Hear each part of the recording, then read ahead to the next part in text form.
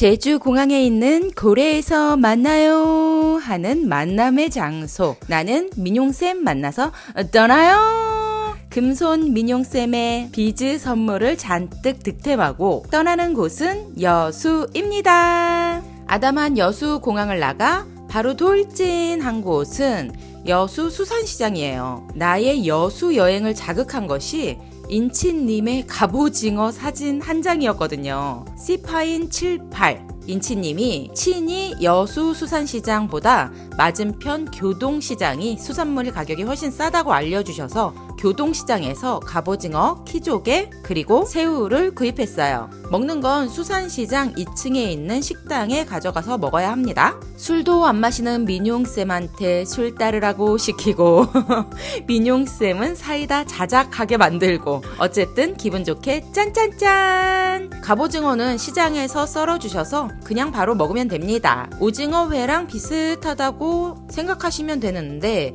조금 더 찰지다고 해야 될까요? 아무튼 맛있어요. 키조개는 버터구이 해달라고 했는데 버터 없다고 하시더니 어디서 구하셨는지 맛나게 구워주셨어요. 갑오징어 다리는 숙회로 데쳐주십니다. 맛있어 맛있어. 또 먹고 싶네요. 그리고 나 오늘 작정했잖아. 새우까지는 예쁜 언니 하기로. 새우는 열심히 깠지만 예쁘지는 못했다는 슬픈 전설을 남기며 그런데 이 새우 왜 뭔데 이렇게 맛있어요? 기대 안 하고 산 새우가 너무 맛있어서 지금 놀랐네요. 새우가 좋은 건지 잘 구워주신 건지 이렇게 큰 새우가 야들야들 달콤해서 놀랬잖아. 첫 식사부터 성공적인 여수 여행. 느낌이 좋으네요. 여수 수산시장은 여수의 중심 이순신 광장과도 가까워서 걸어서 왔습니다. 이순신 광장에 양대산맥, 여수당과 여수딸기 모찌가 있는 곳이에요. 언제 가도 웨이팅은 기본인 곳입니다. 여수당은 쑥 초코파이와 쑥 아이스크림 그리고 바게트 버거가 유명해서 다 사봤고요. 여수 딸기 모찌는 왠지 알 것 같은 맛이지만 여수까지 왔으니 맛이라도 봐야지 하고 웨이팅을 해봅니다. 그런데 시스템이 있는 제품들을 막 꺼내주는 게 아니라 주문 받아서 포장하고 이런 시간들이 너무 오래 걸리더라고요. 성격 급한 사람들은 눈을 감고 있어야 돼요. 보고 있으면 속이 뒤집어집니다.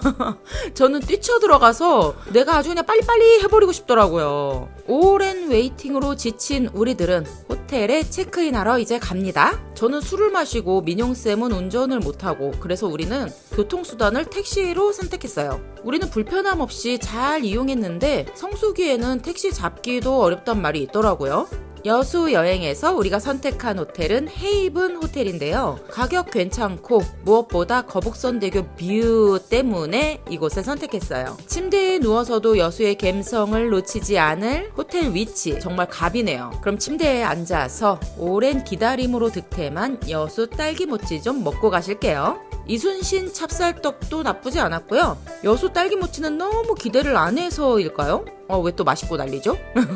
집에 갈 때 조금 사가야겠다는 생각이 드네요. 그렇게 호텔에서 조금 쉬다가 저녁 마시를 나가봅니다. 여수에서 만난 모든 택시 기사님들이 꼭 가보라던 카페가 있는데요. 모이핀 카페. 해가 뜰 때나 해가 질 때 예쁜 곳이라고 했는데 우리가 간 날은 날이 조금 흐려서 그 아름다움을 다 느낄 수는 없었어요. 그래도 정말 대단한 카페이기는 했습니다. 모이핀 오션과 새로 지은 모이핀 스카이가 있는데 모이핀 스카이는 정말 커도 말도 안 되게 큰 카페였어요. 대형 카페 여러 곳 가봤지만 크기로는 거의 1등 아닐까 싶을 정도로 컸습니다. 당연히 매우 높은 곳에 위치해서 뷰는 기본으로 가지고 있고요. 그리고 조금 아래쪽에 위치한 모이핀 오션이 있는데 아직까지 사람들이 주로 찾는 곳은 모이핀 오션 쪽인 듯 했어요. 모이핀 스카이에 비하면 아담한 느낌에 바다랑 딱 붙어있는 느낌이라 더 인기가 있는 것 같아요. 우리도 바다가 바로 보이는 통창에 앉아 차 한잔 합니다. 저는 예쁘게 생긴 요거트 볼을 시켰는데 맛은 쏘쏘네요. 그래도 여수에 오면 모이핀 카페는 꼭 한번 와봐야 하는 코스 같아요. 민용 민용쌤과 다음에는 넓고 쾌적한 모이핀 스카이에서 차를 마시자고 했답니다. 그런데 해질 때 예쁘다더니 여름에 8시에 문을 닫아요. 우리도 거의 라스트 오더에 맞춰서 주문을 했는데 왔다가 그냥 돌아가시는 분도 있었답니다. 우리가 밤이 되기를 기다려 간 곳은 여수 해상 케이블카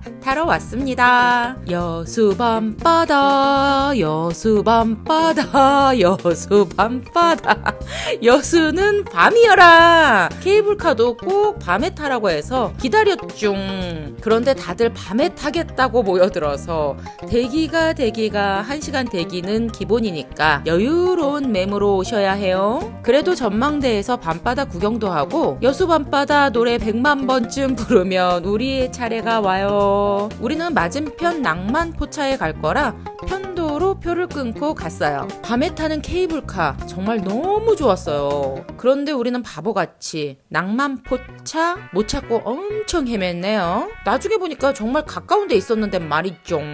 아무튼 역경을 이겨내고 온 낭만포차. 금액 비싸고 별거 없다고 하는 사람들이 많았는데 여기가 왜 낭만포차것이요. 아주 그냥 낭만 하니까 낭만포차죠. 정말 신나 너무 신나요. 알스 민용쌤도 맥걸림 맛이 궁금하시다고 시음 조금 하시고 낙지 탕탕이 서대회 무침 다 너무너무 맛있었어요. 여수에 밤이 가는 것이 너무너무 아까울 지경입니다. 붙잡아도 후딱 지난 첫날 밤 헤이븐 호텔에서 꿀잠 자고 이튿날 아침이 밝았네요. 호텔 예약할 때 조식을 포함하지 않았지만 현장 구매 가격이 비싸지 않아서 조식을 먹기로 했어요. 딱 먹을 만큼 깔끔하게 차려져 맛있게 잘 먹었습니다.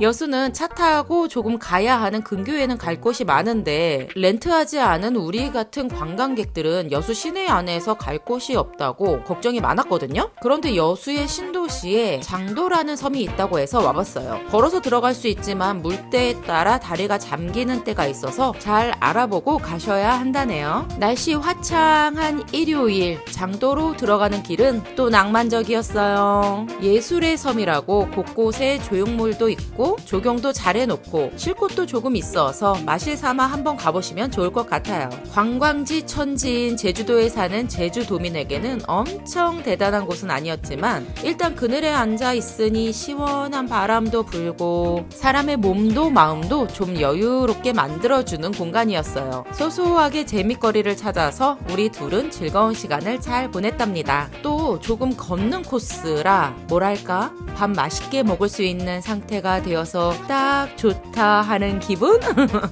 우리의 점심은 무한 리필 게장집이거든요. 싱싱게장. 웨이팅이 있었지만 그렇게 오래 기다리지는 않았네요. 들어가자마자 차려지는 밥상을 조지기 시작합니다. 게장은 떨어지면 시키지 않아도 계속 물어보고 가져다 주시더라고요. 양념게장을 한 3번쯤 리필한 것 같아요. 게가 꽃게가 아닌 살짝 작은 게지만 충분히 맛있게 잘 먹었어요. 가격도 저렴해서 정말 추천할 수밖에 없는 곳이었습니다. 계산대에는 맛보고 사가라고 건너편 싱싱 건어물 가게 샘플이 있는데 말 잘 듣는 우리 민용쌤 건어물 사오셨어요. 나중에 집에 돌아와서 여수 생각하면서 잘 먹었네요. 이제 밥 먹었으니 디저트 먹으러 고고! 요즘 여수의 또 하나의 명물 스타벅스 돌산점입니다. 전국에서 가장 큰 스타벅스 매장이라는데 제주도에 송당 스타벅스 리저브가 아주 큰 것이 있어서 매장 크기로는 그다지 감흥이 없었고요. 방문객에 비해서 자리가 많이 없어서 자리 찾아서 한참 산만리했네요. 그래도 메인홀에 미디어 테이블과 조형물이 멋졌고 바다뷰 포토존과 야외 조경도 예쁘게 잘 해놓은 곳이었습니다. 여수 현지인에게도 관광객에게도 인기 있는 곳 여수 스타벅스 돌산점. 여수에 갔다면 한 번쯤은 가봐야 할 곳인 것 같습니다. 우린 이제 호텔 휴식 타임. 여수 헤이븐 호텔의 자랑 인피니티 풀이 있답니다. 바다와 맞닿은 뷰에 거북선 대교까지 인생샷 스팟이니 꼭 가야 해요. 수영장은 아이들 놀기에 딱 좋은 높이에 크기도 크지 않아서 살짝 목욕탕 느낌이지만 그래도 물놀이 기분 내기에는 충분했고요. 낮 타임보다는 저녁 타임에 즐기길 추천하고 싶지만 우린 밤이 더 바쁜 스케줄이라 낮에 왔습니다. 정말 수영장에서 찍은 사진들은 다 마음에 들었어요. 예쁜 사진 잔뜩 득템하고 재정비하고 우린 다시 출동. 거북선 대교 맞은편으로 가려고 하는데 웃긴 게 다리를 건너면 바로거든요. 그런데 차를 타면 바로 가는 길이 없어서 엄청 돌아가더라고요. 그래서 우리는 다리를 걸어서 건넙니다. 우리 호텔 수영장도 보이고 위로 케이블카도 지나다니고 다리 건너는 것도 하나의 관광 코스인 것 같아요. 다리 건너 바로 있는 낭만포차. 우린 왜 택시를 타고 그렇게 돌아서 댕긴 걸까요? 오늘 우리의 저녁은 호텔에서 쿠폰을 줘서 저렴하게 세트 메뉴를 먹을 수 있는 곳으로 왔어요. 술, 문어, 삼합, 딱새우, 회까지 세트로 나오는데 일단 바닷가 앞에서 먹으니 그 맛이 꿀맛이에요. 여행은 그 단어만 있어도 모든 게 맛있고 재미있어지는 매직이 있잖아요. 여수 여행. 정말 그 단어가 주는 낭만과 감성이 나를 적시네요. 이 시점에서 또 안 부를 수가 없네요. 여수 밤바다. 정말 여수는 밤이에요. 밤이 너무 좋아요. 이 밤에 또 놓칠 수 없는 여수 야경 크루즈를 예약해서 왔습니다. 배 타는 시간이 조금 남아서 스카이타워 전망대에 올라가서 차 한잔 하려고요. 카페에 가려고 해도 입장료를 내고 올라가셔야 하는데 입장료가 무지 싸요.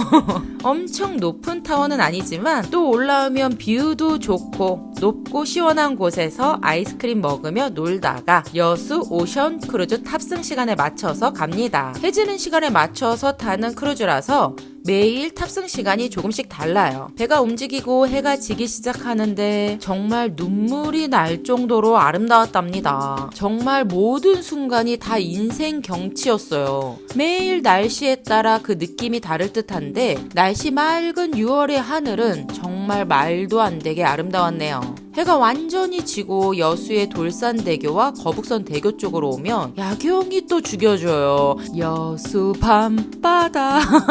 이 노래 왜 여수 밤바다 노래가 나왔는지 알 것 같습니다. 저녁 크루즈 꼭꼭 타세요. 너무너무 좋아요. 크루즈 회사가 몇 곳 있는데 다 비슷비슷한 듯 합니다. 놓치기 싫은 여수 야경을 눈으로 카메라로 꾹꾹 눌러 담아 보며 크루즈의 마지막 하이라이트 시간이 됩니다. 주말에만 하는 걸로 알고 있는데 정말 장난 없는 스케일의 불꽃쇼. 와, 이거 민간 기업에서 할 수준인가 싶게 볼만해요. 우리 크루즈에서 하는 불꽃쇼도 보고 남의 크루즈에서 하는 불꽃쇼도 보고 또 세나 너무 세나. 여수 와서 크루즈 안 타는 사람 바보! 그런데 정신 차려보니 우리의 마지막 밤이에요. 여수는 당일치기 1박 2일 아니 돼요. 2박 3일 해도 밤은 2번뿐. 너무 아쉬워요. 이 밤의 끝을 잡고 아쉬운 대로 호텔방 뷰 좋은 창틀에 앉아 마지막 밤을 보냅니다. 헤이븐 호텔의 바다 뷰 방은 아주 잘한 선택이었어요. 가성비 호텔로 추천드리고 싶네요. 여수 아침바다 끝이에요. 빠이. 안녕. See you.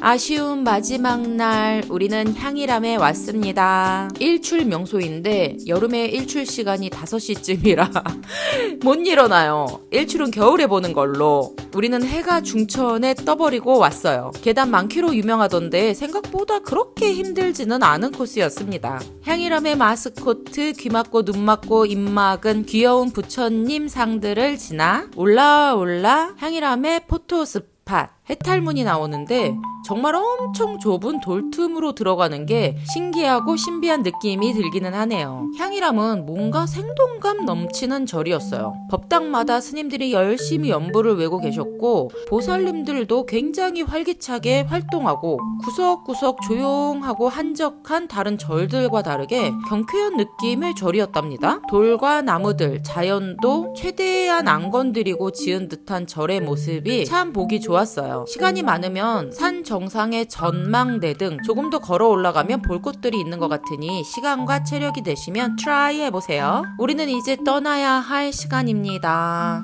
여수 딸기 모찌를 기념품으로 사오겠다고 기다리다 보니 밥 먹을 시간도 없었어요. 소소하게 기념품 가게만 들리고 공항에서 핫도그 토스트로 점심을 합니다.